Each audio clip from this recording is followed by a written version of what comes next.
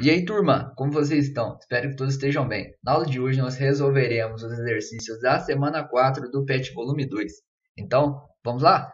No primeiro exercício fala o seguinte: considere as seguintes tarefas realizadas no dia a dia de uma cozinha e indique aquelas que envolvem transformações químicas. Então, apresentou para a gente essas tarefas realizadas no dia a dia e nós precisamos identificar quais dessas tarefas são transformações químicas. Primeira tarefa: aquecer uma panela de alumínio. Quando eu aqueço uma panela de alumínio, ocorre ali a formação de uma nova substância? Não, né, turma? Não tem mudança na cor, não tem liberação de gás, não tem nenhuma daquelas características que nós vimos que corresponde a transformações químicas. A única coisa que vai ocorrer quando eu aqueço uma panela de alumínio é um aumento da temperatura, certo? Então, a primeira tarefa ela está relacionada com uma transformação física. Segunda tarefa realizada no dia a dia: acender um fósforo. Quando eu aqueço um fósforo, vocês conseguem ver uma mudança de cor, não conseguem, turma? Isso corresponde a uma transformação química. A uma transformação química, mais especificamente, uma reação de combustão, turma. Quando eu aqueço o fósforo, eu estou fazendo ali uma reação de combustão. E todas as reações de combustão, elas são reações químicas, são reações que formam novas substâncias. Uma dessas substâncias é o dióxido de carbono, o gás carbônico, tá certo? Então, a segunda tarefa corresponde a uma transformação química. Terceira tarefa: ferver a água. A gente viu que mudanças de estado físico são transformações físicas. Por que são transformações físicas? Porque ocorre ali somente uma aproximação ou um afastamento das moléculas, mas não ocorre a quebra dessas moléculas. Então, ao ferver a água, o que acontece? Acontece uma mudança de estado físico. Então, ocorre ali uma transformação física. 4. Queimar o açúcar para fazer caramelo. Quando eu queimo o açúcar, turma, ocorre aí um processo chamado de caramelização. O que a gente consegue estar observando quando ocorre a queima do açúcar? A gente consegue estar observando uma mudança de cor. A gente consegue ver, além da mudança de cor ainda, né, turma, uma mudança no cheiro. Então, trata-se de uma transformação química. 5. Fazer gelo. Mesma coisa. Fazer gelo é uma mudança de estado físico. É passar a água do estado líquido para o estado sólido. O que acontece com as moléculas? As moléculas, elas só se aproximam. Elas não se quebram. Tá joia? Então, devido a esse fato, a quinta tarefa corresponde a uma transformação física. Então, nós identificamos que apenas a segunda e a quarta tarefa correspondem a transformações químicas. Então, a alternativa correta da questão 1 só pode ser a letra B. Questão 2. A obtenção do metal ferro a partir do minério de ferro, chamado hematita, é realizada nas indústrias siderúrgicas. Uma reação química que ocorre nos fornos apropriados nessas indústrias pode ser assim equacionada: hematita reagindo com o monóxido de carbono, formando então ferro mais dióxido de carbono. Aí o exercício vai estar falando para a gente o seguinte: sobre esse processo e sua representação, responda. Letra A: qual o significado dos sinais mais? Os sinais mais, turma, eles são utilizados para indicar que tem mais de uma substância ali envolvida na tua reação química, tá joia? Então, eles indicam a adição de substância. Letra B: o que significa a seta? A seta, ela indica para a gente que está ocorrendo ali uma transformação. E como eu já disse para vocês na aula explicativa, essa seta ela pode ser utilizada tanto para transformações físicas quanto para transformações químicas. Letra C: que substâncias são consumidas, entre aspas, gastas no processo? Com certeza vão ser os reagentes, né, turma? A gente sabe que os reagentes eles são consumidos para que se formem os produtos. Então, observando a nossa equação química, nós observamos que os reagentes são a hematita e o monóxido de carbono, ok? Letra D: que substâncias são formadas, entre aspas, produzidas? Bem simples, né, turma? Vão ser o ferro e o dióxido de carbono, tá joia? Então, letra D, bem tranquila. Letra E: quais são os reagentes e quais são os produtos do processo representado? Bastante simples, galera. Os reagentes vão ser a hematita e o monóxido de carbono. Os produtos, ferro e dióxido de carbono. Sempre antes da seta são os reagentes e depois da seta são os produtos. Questão 3. A ilustração representa o modelo microscópico de um determinado processo, onde as bolinhas pretas representam átomo de carbono e as bolinhas vermelhas representam átomo de oxigênio. Aí o exercício vai falar o seguinte: letra A. As fórmulas moleculares dos reagentes são CO2 e O2. Então a gente sabe que os reagentes são aquela condição inicial da nossa reação química, ok? Então aqui vão ser os reagentes, certo? Então observem que tem uma bolinha preta conectada a uma bolinha vermelha. Então a fórmula química aqui é CO, certo? Um átomo de carbono para um átomo de oxigênio. Porém, observem que tem duas moléculas de CO, certo? Duas moléculas onde tem carbono com oxigênio. E tem ainda uma molécula com duas bolinhas vermelhas, que a gente sabe que cada bolinha vermelha é um átomo de oxigênio. Então, aqui são duas bolinhas vermelhas, é O2, ok? Então, ó, a gente pode estar representando inicialmente da seguinte maneira: 2CO mais O2. Concordam comigo?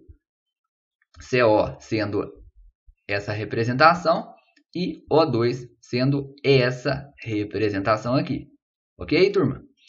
E agora o que vai ser formado depois da seta? Depois da seta, a gente vê que tem um carbono conectado a duas bolinhas vermelhas, certo? Que são átomos de oxigênio. Então, aqui é CO2.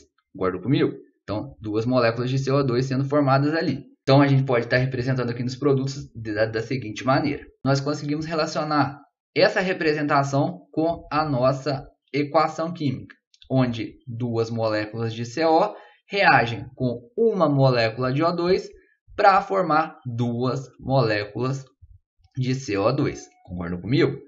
Então, letra A. As fórmulas moleculares dos reagentes são CO2 e O2? Não são, né, turma? Não é CO2, é somente CO. Então, a letra A está incorreta. Letra B. Não há formação de novas substâncias. Olha aqui, turma. CO2. Tem CO2 aqui nos reagentes? Não. Então, formou-se uma nova substância. Então, a letra B está incorreta. Letra C. É um processo físico, visto que é formado CO2. Claro que não, turma. É um processo químico. Está formando uma nova substância. Essa substância é o CO2, o dióxido de carbono. Então, não é um processo físico, é um processo químico. Então, a letra C está incorreta. Letra D. Os produtos formados são carbono e oxigênio.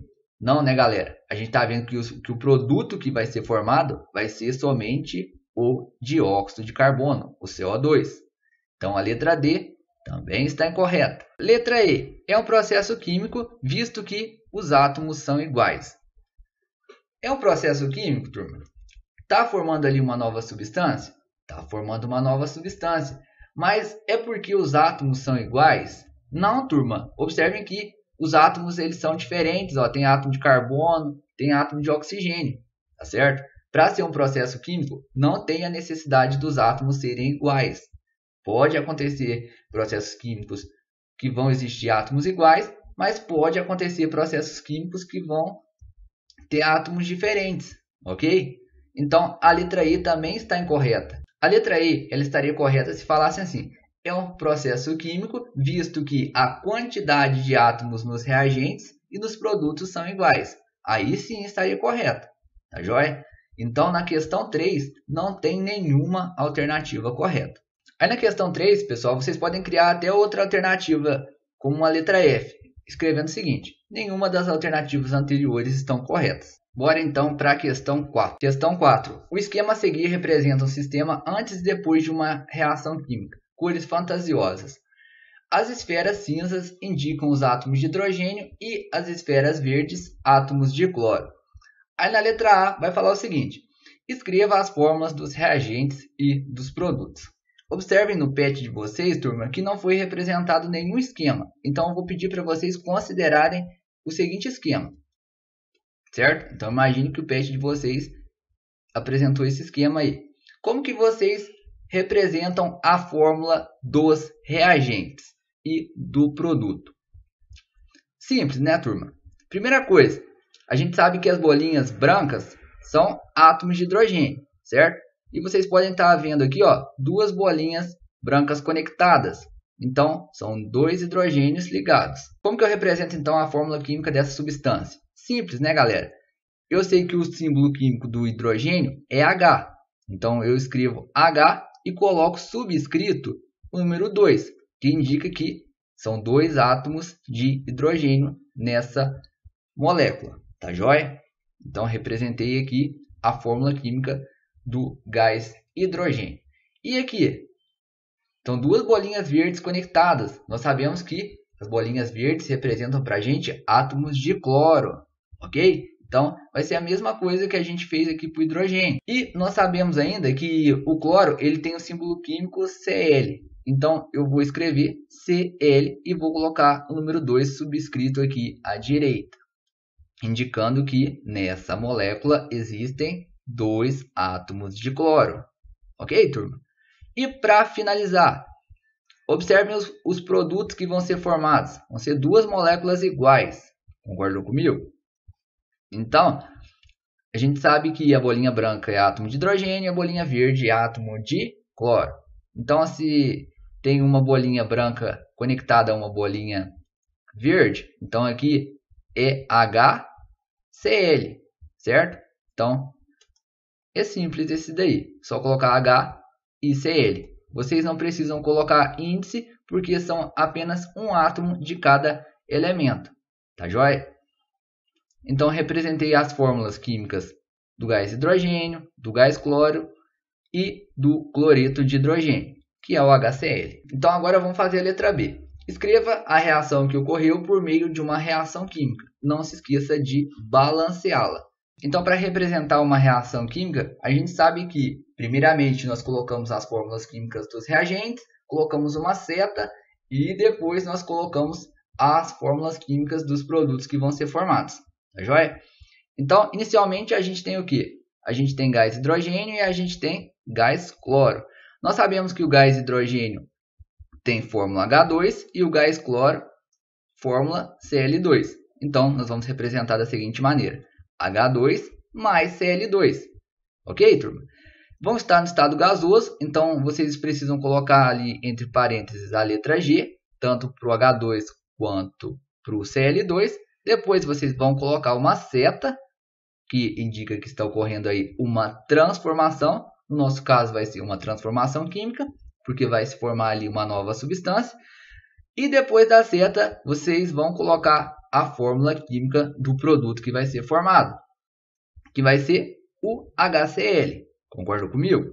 Então, coloca ali a fórmula química do HCl. Agora, na frente das fórmulas químicas, vocês precisam estar colocando o número de moléculas que estão envolvidas nessa transformação química. Vocês podem estar observando que aqui é somente uma molécula. Então, vocês não precisam estar colocando aqui na frente do H2 o número 1, nem para o Cl2, porque é somente uma molécula de Cl2. Então, não precisa se representar o número 1 aqui na frente. Tá joia? Porém, observem que está se formando duas moléculas de HCl. Então, na frente do HCl, vocês precisam estar colocando o número 2. Não se esqueçam, turma, que esse número aqui, ó, subscrito, ele indica a quantidade de átomos daquele elemento que vai ter na molécula. Por exemplo, se está aqui embaixo do hidrogênio, então indica que são dois átomos de hidrogênio. Se está aqui debaixo do cloro, então indica que são dois átomos de cloro.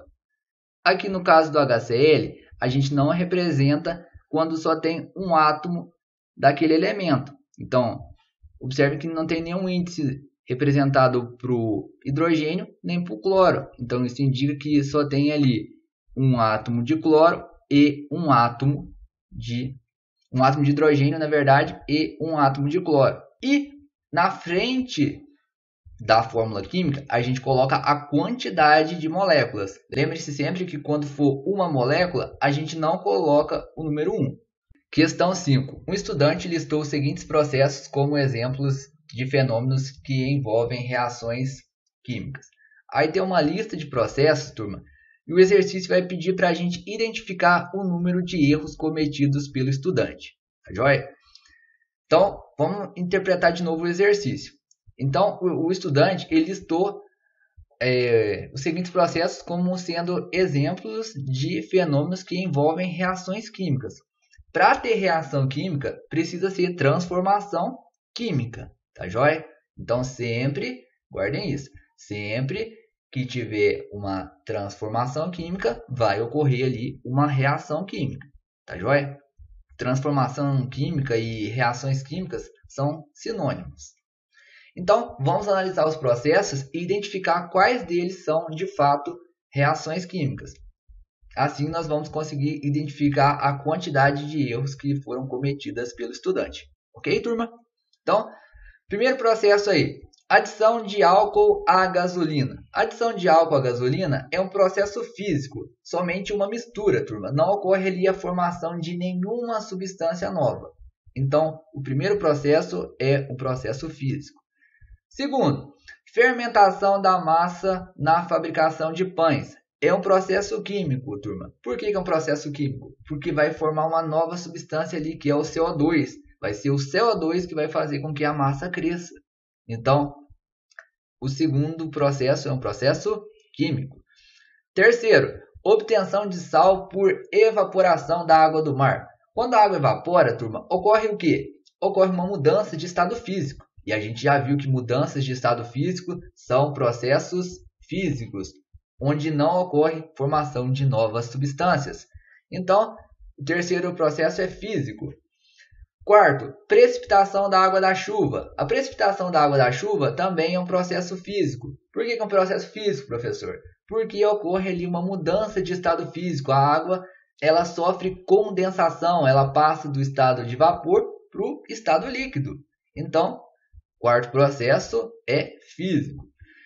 Quinto, queima da vela. A queima da vela é um processo de combustão, turma. Todo processo de combustão, de queima, formam-se novas substâncias.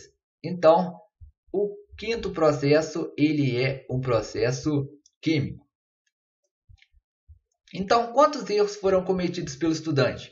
Então, é só a gente contar a quantidade de processos físicos que nós identificamos, que são 1, 2, 3. Então, nós podemos ver que o estudante ele cometeu 3 erros. Tá joia? Por que ele cometeu 3 erros?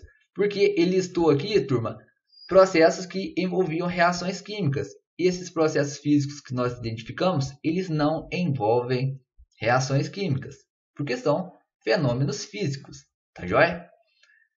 Então, galera, por hoje é só. Se vocês ficaram com alguma dúvida, peço que vocês tirem essas dúvidas comigo lá pelo WhatsApp. Bons estudos a todos, até a próxima então e valeu!